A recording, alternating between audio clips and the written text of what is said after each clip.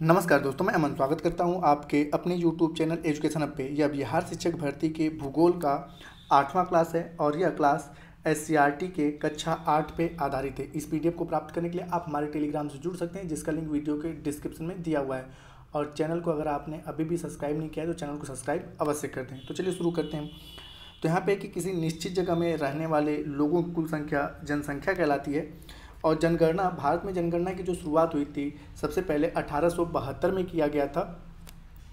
और अगर नियमित जनगणना की बात की जाए तो भारत में नियमित जनगणना की शुरुआत हुई थी वर्ष 1881 में, और यह प्रत्येक 10 वर्षों पर होती है। तो अगर आपसे पूछे कि पहली जनगणना कब हुआ था, 1872 में, और नियमित जनगणना की शुरुआत कब हुई थी तो 1881 में, जो कि प्रत्येक 10 वर्षों पर होती है।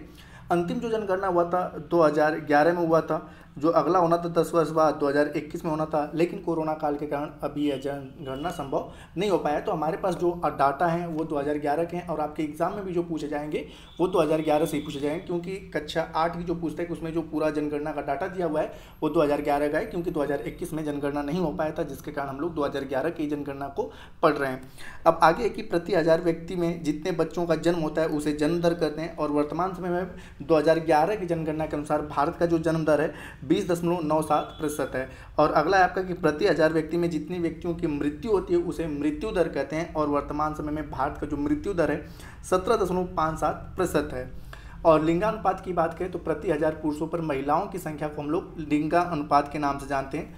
2011 की जनगणना के अनुसार बिहार का जो लिंगानुपात है 916 है, यानी कि प्रति 1000 पुरुषों पर महिलाओं की संख्या कितनी है, 916 है।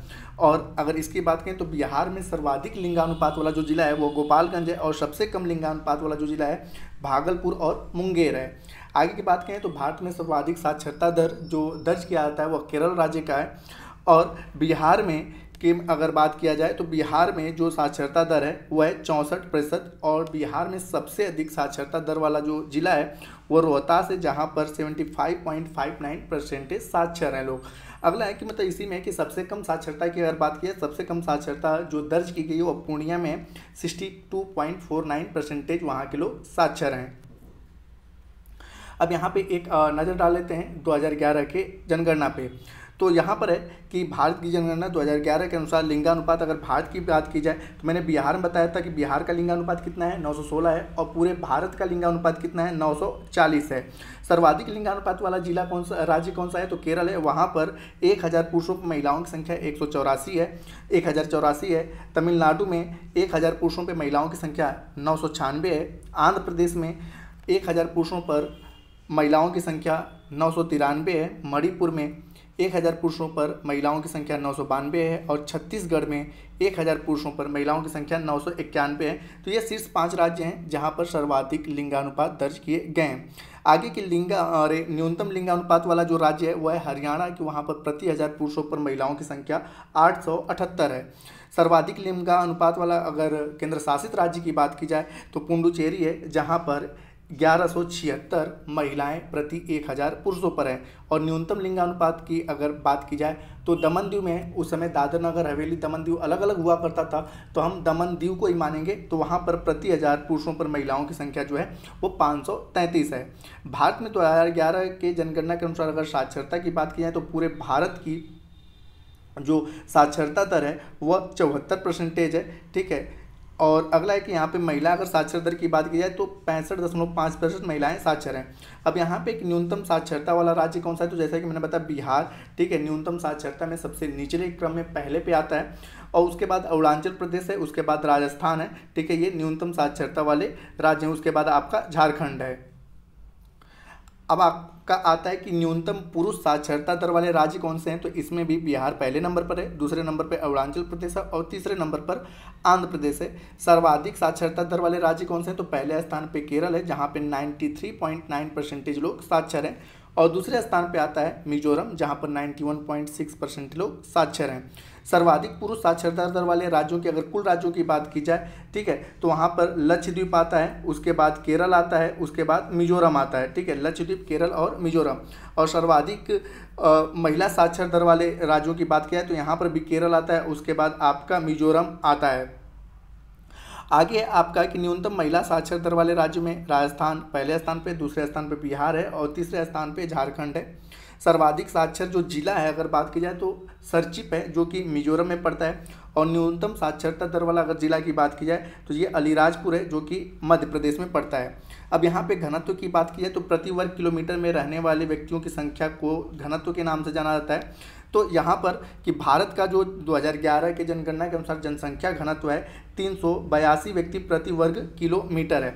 अब अगर आपसे पूछा जाए कि सर्वाधिक जनसंख्या घनत्व वाले राज्यों में पहले स्थान पे कौन है, तो बिहार है जहाँ पे आपका प्रति वर्ग किलोमीटर में 1106 व्यक्ति रहते हैं। दूसरे स्थान पे पश्चिम बंगाल है, फिर उसके बाद आपका केरल आता है। न्यूनतम जनसंख्या घनत्व वाले बात किया जाए तो आपका पहले स्थान पे अरुणाचल प्रदेश है, और सर्वाधिक जनसंख्या घनत्व वाले अगर जिला की बात की जाए तो उत्तर पूर्व दिल्ली है, और न्यूनतम जनसंख्या घनत्व वाले जिला की अगर बात की जाए तो दिबांग घाटी है जो कि अरुणाचल प्रदेश में पड़ता है। अब आगे यहाँ पे कि भारत की 2011 की जनगणना के अनुसार केंद्र शासित प्रदेशों की स्थिति क्या है, तो सर्वाधिक जनसंख्या वाला केंद्र शासित प्रदेश कौन सा है, दिल्ली है। उसके बाद न्यूनतम जनसंख्या वाला केंद्र शासित प्रदेश कौन सा है, तो लक्षद्वीप है। न्यूनतम जनसंख्या घनत्व वाला केंद्र शासित राज्य कौन सा है, तो अंडमान है। और सर्वाधिक साक्षरता दर वाला केंद्र शासित प्रदेश कौन सा है, तो लक्षद्वीप है। और न्यूनतम साक्षरता वाला केंद्र शासित प्रदेश कौन सा है, तो दादर नगर हवेली है। अब यहाँ पे महाद्वीपों के बारे में डिटेल में दे रखा है। इससे पहले भी क्लास 7 में महाद्वीपों के बारे में दिया हुआ था, लेकिन इतने डिटेल में नहीं दिया हुआ था, तो वहाँ पर भी मैंने कवर किया था और यहाँ पर भी हम कवर करेंगे। तो यहाँ पर हम देखते हैं महाद्वीपों के बारे में। जैसा कि आपने पता है कि जो चारों ओर से एक बड़ा भूभाग जो जल से घिरा होता है उसे हम क्या कहते हैं, महाद्वीप कहते हैं। और भारत और पूरे विश्व में जो महाद्वीपों की संख्या है कुल 7 है। पहला एशिया है, अफ्रीका है, उत्तर अमेरिका है, दक्षिण अमेरिका है, अंटार्कटिका है, यूरोप है और ऑस्ट्रेलिया है। तो इन सभी के बारे में आज हम जानेंगे।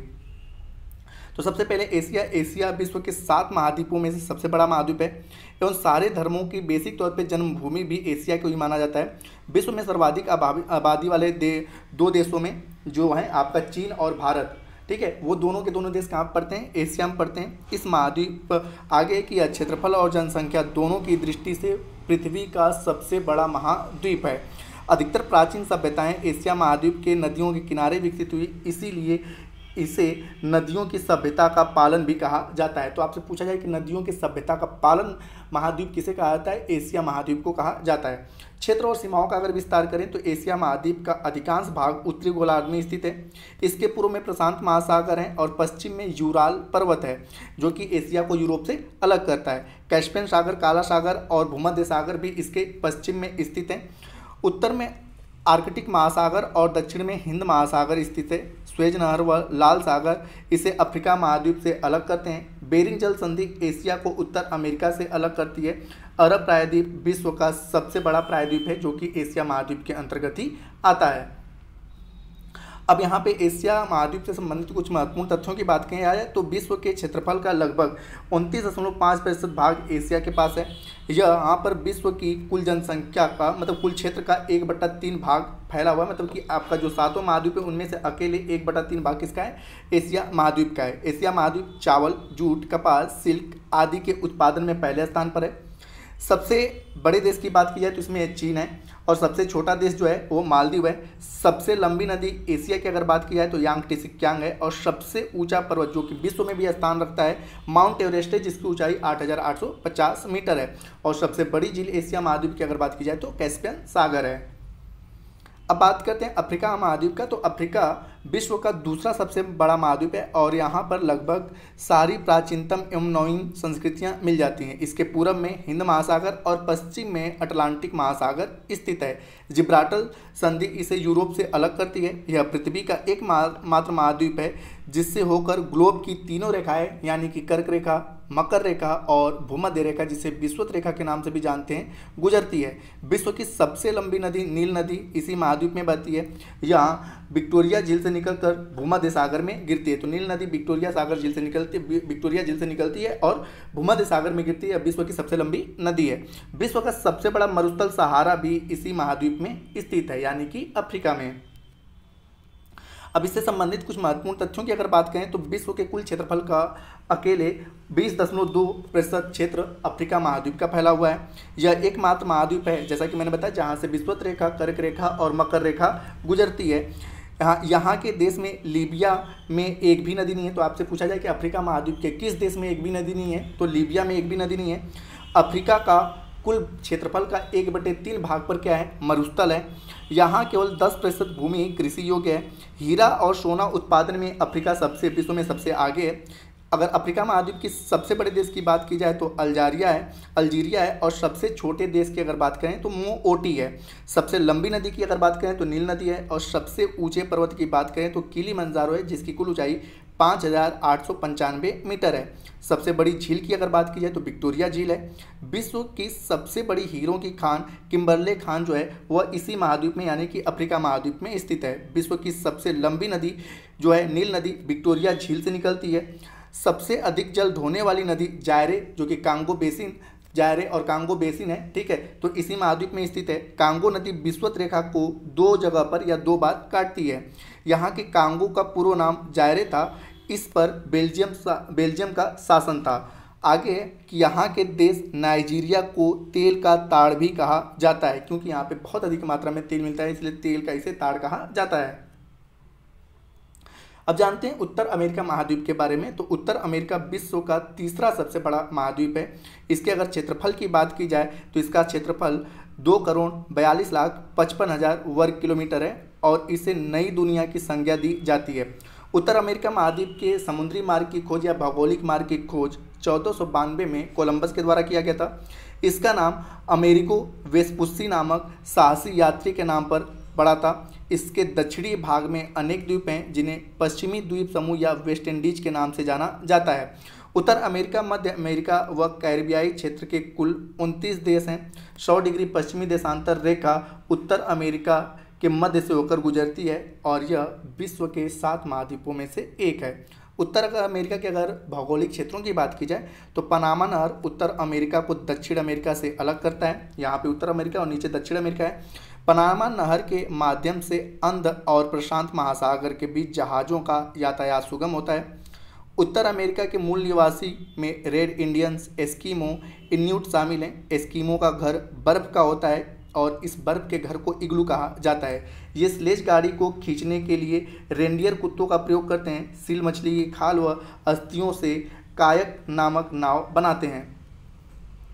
अगर कुछ महत्वपूर्ण तथ्यों की बात की जाए अमेरिका महाद्वीप या उत्तर अमेरिका महाद्वीप की, तो यहाँ पर है कि यह पूरे विश्व के महाद्वीपों के कुल क्षेत्रफल का 16.5% भाग पर फैला हुआ है। विश्व की कुल मक्का उत्पादन का आधा भाग यहीं पर पैदा होता है। उत्तरी अमेरिका का अगर सबसे बड़े देश की बात की जाए तो कनाडा है, और सबसे छोटा देश सेंट पियरे है। सबसे लंबी नदी की अगर बात की जाए तो मिसिसिपी है, और सबसे ऊंचे पर्वत की बात की जाए तो दोनाली है, जिसका पूरा नाम माउंट मैकिनले है, जिसकी ऊंचाई 194 मीटर है। सबसे बड़ी झील की बात की जाए तो सुपीरियर है, जो कि विश्व में सबसे मीठे पानी की झील के बारे में विख्यात है। उत्तरी अमेरिका के शीतोष्ण घास के मैदान को प्रेयरी कहा जाता है। ये भी क्वेश्चन काफ़ी ज़्यादा बार पूछा गया है। माउंट मैकिनले उत्तर अमेरिका का सर्वोच्च पर्वत शिखर है। यह अलास्का में स्थित है, और यहाँ पर एक सक्रिय ज्वालामुखी भी स्थित है। मैक्सिको की खाड़ी में चलने वाले चक्रवात जो हैं, जिन्हें हरिकेन और टार्नेडो कहा जाता है, तो पूछा जाता है कि हरिकेन और टार्नेडो नामक चक्रवात किस महाद्वीप में है, तो आपके उत्तर अमेरिका महाद्वीप, जो कि बेसिक तौर पे मैक्सिको देश से जुड़े हुए हैं। कनाडा का मॉन्ट्रियल कागज उद्योग के लिए विश्व भर में प्रसिद्ध है। तो मॉन्ट्रियल किसके लिए फेमस है, तो कागज उद्योग के लिए। अब जानते हैं दक्षिण अमेरिका महाद्वीप के बारे में। तो दक्षिण अमेरिका संसार का चौथा बड़ा महाद्वीप है। इसका लगभग 2/3 भाग विषुवत रेखा के दक्षिण में उष्णकटिबंध में फैला है। इस महाद्वीप का कुल क्षेत्रफल 1,77,98,500 वर्ग किलोमीटर में फैला हुआ है।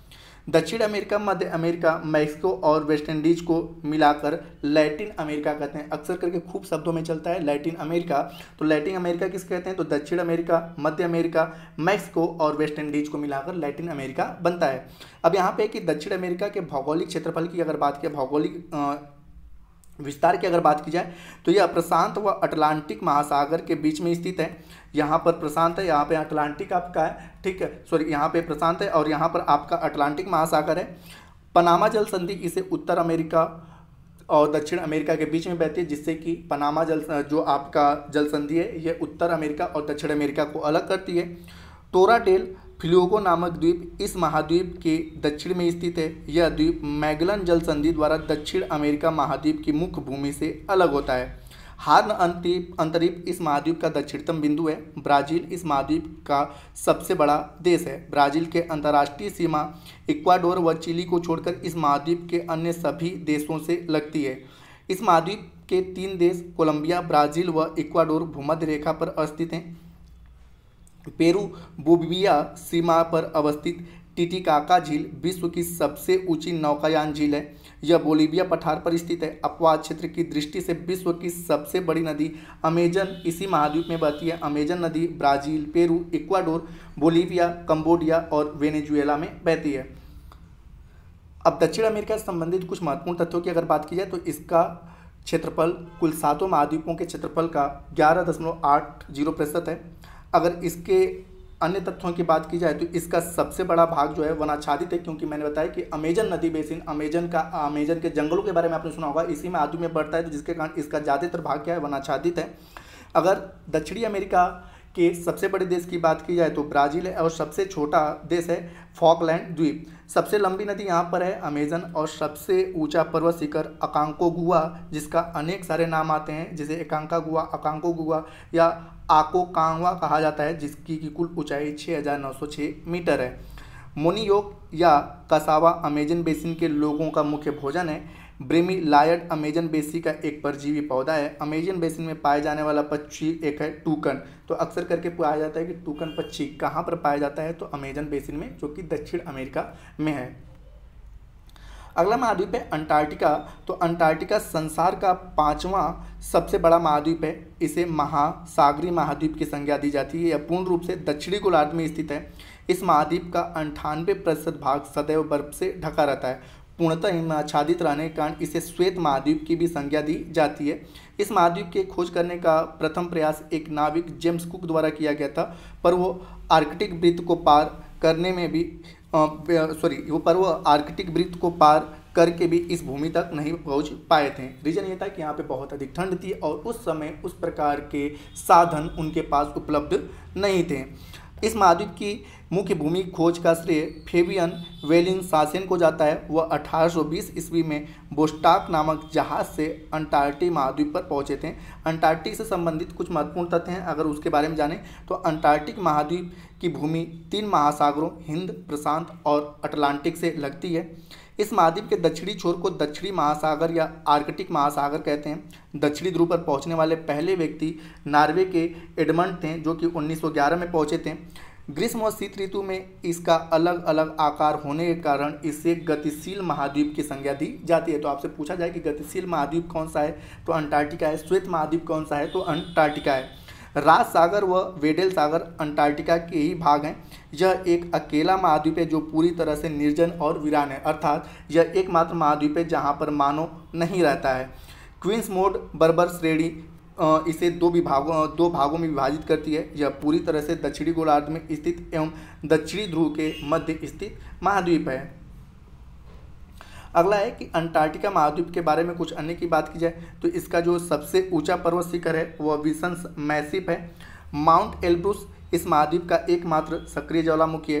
विश्व का सबसे कम तापमान अंटार्कटिका के बोस्टॉक का दर्ज किया गया है, जहां का तापमान -89.2 डिग्री सेंटीग्रेड हो जाता है। अंटार्कटिका के पोल ऑफ कोल्ड को विश्व का सबसे कम वार्षिक तापांतर दर्ज किया गया है। अंटार्कटिका की मुख्य वनस्पतियां मांस व लाइकेन है। यहाँ की क्रिक मछली झुंडों में रहती हैं। अगला है आपका अंटार्कटिका और भारत। तो भारत ने अपना अंटार्कटिका अभियान 1981-82 में शुरू किया। डॉक्टर गिरिराज सिरोही दक्षिणी ध्रुव पर पहुंचने वाले पहले भारतीय थे। भारत का पहला अंटार्कटिका अभियान दल डॉक्टर सईद जहूर कासिम के नेतृत्व में 9 जनवरी 1982 को शुरू किया गया था। अंटार्कटिका में भारत ने अपना पहला शोध केंद्र दक्षिण गंगोत्री 1983 में स्थापित किया, जो कि वर्तमान समय में नष्ट हो चुका है। भारत ने अंटार्कटिका में अपना दूसरा शोध केंद्र मैत्री 1989 में स्थापित किया। भारत में अंटार्कटिका में अपना तीसरा अभियान भारतीय लार्मन्स हिल में स्थापित किया है। अगला है आपका यूरोप महाद्वीप। तो यूरोप महाद्वीप उत्तरी गोलार्ध का सबसे छोटा महाद्वीप है तथा विश्व का 6ठा सबसे बड़ा महाद्वीप है। इसे प्रायद्वीपों का प्रायद्वीप या यूरेशिया का प्रायद्वीप भी कहा जाता है। यूरोप तथा एशिया के सम्मिलित भूमि को यूरेशिया कहा जाता है। यूरोप के पास संसार के क्षेत्रफल का 6.5% भाग स्थित है। यूरोप की अगर बात की जाए तो यूरोप के महत्वपूर्ण खनिज लौह अयस्क में कोयला, पेट्रोलियम, प्राकृतिक गैस इत्यादि हैं। इसका सबसे बड़ा देश जो है रूस है। रूस जो है इसका जो भाग है, कुछ भाग एशिया में पड़ता है और कुछ भाग यूरोप में पड़ता है। हालांकि यूरोप में रहते हुए भी इसका सबसे बड़ा देश क्या है, रूस है। इसका सबसे जो छोटा देश है वह है वेटिकन सिटी और सबसे लंबी नदी है वेल्गा। सबसे ऊंचे पर्वत शिखर की अगर बात की जाए तो एल्ब्रूस है, जिसकी कुल ऊंचाई 5642 मीटर है। और सबसे बड़ा झील जो है लैडोगा यहाँ का झील है। अगला है आपका ऑस्ट्रेलिया महाद्वीप। तो ऑस्ट्रेलिया विश्व का सबसे छोटा महाद्वीप है। इसे द्वीपीय महाद्वीप भी कहते हैं। इसकी खोज 1770 में जेम्स कुक ने की। यह महाद्वीप पूर्ण रूप से दक्षिणी गोलार्ध में स्थित है। मकर रेखा इसके मध्य से होकर गुजरती है और इस महाद्वीप के क्षेत्र में कुल 23 देश आते हैं। यहाँ के मूल निवासी को एर्बोजिन्स कहा जाता है। टॉरेंस जल संधि न्यू गिनी को ऑस्ट्रेलिया से अलग करती है। ऑस्ट्रेलिया महाद्वीप के अगर कुछ महत्वपूर्ण तथ्यों की अगर बात की जाए तो मकर वृत्त इसके मध्य से होकर गुजरती है। यह एकमात्र देश है जो कि संपूर्ण महाद्वीप पर फैला हुआ है। ऑस्ट्रेलिया को प्यासा भूमि की देश कहा जाता है क्योंकि इसके बहुत बड़े भाग पर बहुत कम वर्षा होती है, जिसके कारण यहाँ पर जल की कमी है। अगला है कि गिब्सन्स और विक्टोरिया यहाँ के प्रमुख मरुस्थल हैं। ग्रेट डिवाइडिंग रेंज यहाँ का प्रमुख पर्वत स्थल है। सबसे बड़े देश की अगर बात की जाए तो ऑस्ट्रेलिया है। सबसे छोटा जो देश है वह है नौरू और सबसे लंबी जो नदी है वह है मर्रे डार्लिंग।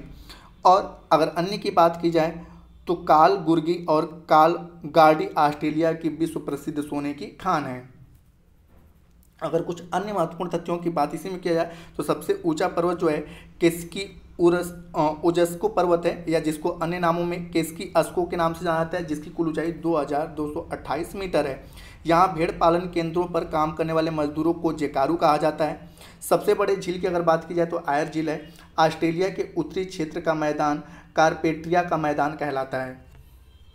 अब यहाँ पे थोड़ा सा भौगोलिक आंकड़ों को प्रस्तुत करने वाले आरेखों की अगर बात की जाए तो भौगोलिक आंकड़ों को प्रस्तुत करने के लिए 3 आरेखों का प्रयोग किया जाता है। एक होता है रेखा आरेख, दूसरा होता है दंड आरेख और तीसरा होता है वृत्त आरेख। रेखा आरेख में आंकड़ों को एक रेखा के रूप में दिखाया जाता है, जैसा कि आप फिगर में देख सकते हैं। इसके द्वारा भौगोलिक तथ्यों जैसे वर्षा, तापमान, आर्द्रता, जनसंख्या वृद्धि, जन्म दर, मृत्यु दर इत्यादि को आसानी से प्रदर्शित किया जाता है। आगे दंड आरेख। तो दंड आरेख के आंकड़े को डंडियों के रूप में प्रदर्शित किया जाता है, जैसा कि आप यहाँ पर देख सकते हैं फिगर में।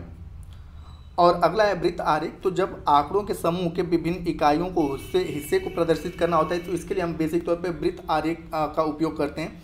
और वृत्त आरेख को चक्र आरेख के नाम से भी जाना जाता है क्योंकि इसे एक वृत्त के रूप में और इसकी कुल जो होता है इसे 360 डिग्री में शो किया जाता है। अब इससे हम कुछ संभावित प्रश्न को देख लेते हैं कि भारत में प्रतिवर्ष जनगणना कितने वर्षों पे की जाती है। तो भारत में प्रत्येक 10 वर्षों पे जनगणना की जाती है। मैंने बताया कि पहली जनगणना 1872 में हुई थी, जो कि एक नियमित जनगणना नहीं थी। लेकिन नियमित जनगणना की शुरुआत कब हुई? 1881 में, तब से प्रत्येक 10 वर्षों पे की जा रही है। अगला है कि मानव एक संसाधन है क्योंकि, तो आवश्यकता पूर्ति के लिए तकनीकी का उपयोग करता है, सही है। अन्य सामग्रियों को संसाधन के रूप में प्रयोग करता है, ये भी सही है। आपका मस्तिष्क का प्रयोग कर अन्य साधनों को उपयोगी बनाते हैं, ये भी सही है। तो इस प्रकार से आपका डी वाला ऑप्शन या घ वाला ऑप्शन सही होता है कि उपयुक्त सभी। आगे कि भारत का सर्वाधिक जनसंख्या किस राज्य में निवास करता है। तो भारत का सर्वाधिक जनसंख्या उत्तर प्रदेश में निवास करता है। अगला है कि भारत जनसंख्या के दृष्टिकोण से विश्व में कौन सा स्थान रखता है। तो प्रथम स्थान रखता है। हाल ही में जुलाई में जो आंकड़ा है तो उसके आंकड़े के अनुसार भारत चीन को छोड़कर अब विश्व में सबसे अधिक जनसंख्या धारण करने वाला देश हो गया है। हालांकि इस क्वेश्चन के क्योंकि वह अभी जनगणना के अकॉर्डिंग आंकड़े नहीं आए तो अभी भी हम दूसरा ही मानेंगे। जब जनगणना हो जाएगा उसके बाद जो आंकड़े आएंगे हम वहाँ पर देखेंगे। अगला है कि पहाड़ी भागों में जनसंख्या कम होती है, क्यों? क्योंकि वहाँ पर जीवन यापन काफ़ी कठिन होता है, क्योंकि वहाँ पे खाद्य सामग्रियाँ नहीं मिलती है, वहाँ पर मौसम अत्यधिक ठंड होता है और जिसके कारण वहाँ पर जीवन यापन काफ़ी कठिन होता है। अगला है कि एशिया के पूर्व में क्या स्थित है। तो प्रशांत महासागर एशिया के पूर्व में स्थित है, हिंद महासागर दक्षिण में स्थित है, यूरोप पश्चिम में आपका स्थित है। अगला है कि संसार की छत किसे कहा जाता है। तो संसार की छत पामीर के पठार को कहा जाता है। अगला है एशिया के दक्षिण भाग की जलवायु कैसी है। तो एशिया के दक्षिण भाग में विषुवत रेखा पड़ता है, तो यहाँ की बेसिक जलवायु क्या है, विषुवत रेखीय है। अगला है कि सर्वाधिक मुस्लिम आबादी वाला देश कौन सा है? तो विश्व में सर्वाधिक मुस्लिम आबादी वाला देश जो है वह इंडोनेशिया है, क्योंकि यहाँ पे सर्वाधिक लोग इस्लाम धर्म को अपनाए हुए हैं। अगला है कि वहांगहो नदी सभ्यता किस देश में विकसित हुई? तो वहांगहो नदी सभ्यता जो है चीन में विकसित हुई थी। सिंधु घाटी सभ्यता जो है वह आपका भारत में विकसित हुई थी। दजला और फरात जो है वह ईरान, इराक और मेसोपोटामिया जो है वह मिस्र में विकसित हुई थी। अगला है कि किस आरेख का दूसरा नाम चक्र आरेख है? तो वृत्त आरेख का दूसरा नाम चक्र आरेख है। अगला है कि आरेखों का चयन किस बात पर निर्भर करते हैं? तो आरेखों का चयन जो है वह मुख्यतः आंकड़ों की प्रकृति पर निर्भर करते हैं कि आपको दंड आरेख बनाना है, कि वृत्त आरेख बनाना है, कि रेखा आरेख बनाना है। अगला है कि वक्र आरेख द्वारा दिखाया गया आरेख क्या कहलाता है? तो वक्र आरेख द्वारा दिखाया गया आरेख जो होता है वह रेखीय आरेख कहलाता है, क्योंकि इसमें इस प्रकार के वक्र बने होते हैं। अगला है एक्स वाई अक्ष के अंतर्गत वाई अक्ष पर किस प्रकार के आंकड़ों को दिखाया जाता है? तो बेसिक तौर पे वाई अक्ष पर निर्भर करने वाला, अब जरूरी नहीं है कि हम वाई अक्ष पे किसी एक आंकड़े को हम जो अपना जिसको चाहे एक्स पे रख सकते हैं या जिसको चाहे वाई पे रख सकते हैं, ये आपके सामने जो आंकड़े आएंगे उसके ऊपर निर्भर करता है। अगला है कि एक वृत्त का कुल कितना मान होता है? तो मैंने बताया एक वृत्त का कुल 360 डिग्री मान होता है। तो दोस्तों ये रहा क्लास 8 का दूसरा पार्ट। जल्दी इसका तीसरा और चौथा पार्ट आके क्लास 8 का भूगोल समाप्त होने के बाद हम लोग साइंस को शुरू करेंगे। तो उम्मीद करता हूँ कि आपको यह वीडियो पसंद आया हो। वीडियो पसंद आए तो वीडियो को लाइक करें, कमेंट करें तथा अपने दोस्तों के साथ शेयर करें, और चैनल पर नए हैं तो चैनल को सब्सक्राइब अवश्य करें। तथा इस पीडीएफ को प्राप्त करने के लिए आप हमारे टेलीग्राम से जुड़ सकते हैं, जिसका लिंक वीडियो के डिस्क्रिप्शन में दिया हुआ है। तो वीडियो के अंत तक बने रहने के लिए धन्यवाद। मिलते हैं जल्दी नेक्स्ट वीडियो में।